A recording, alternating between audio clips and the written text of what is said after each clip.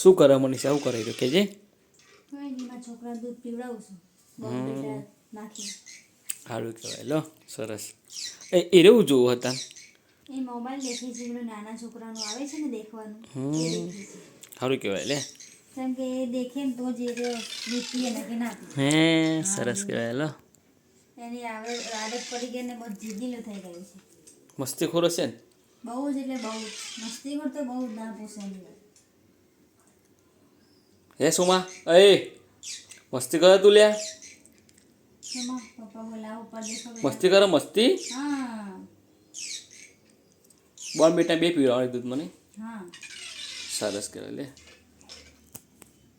ગરમ દૂધ કરીને એમાં બોમ્બીટા એક ચમચી નાખી દઉં ચાલે એટલે એનાથી બાળકને સારું રહે. મસ્તી ખોળ.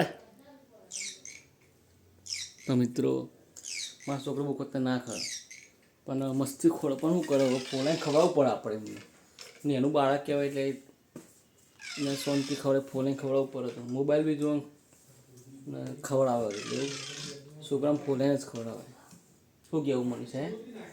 સાચી વાત નહીં મનીષા? છોકરા ફોલાઈને ના ખવડાવવું પડે આપણે? ફોલાઈને ખવડાવવું પડે તો નહીં ખાતો. એ પાછી મારા એની મમ્મી જોડે જ ખાય છે. બહુ જીદ્દીલું છે. કોઈ ન મોબાઈલ જોવે ને. શું કહેવું દીકરા? અક્ષુ તો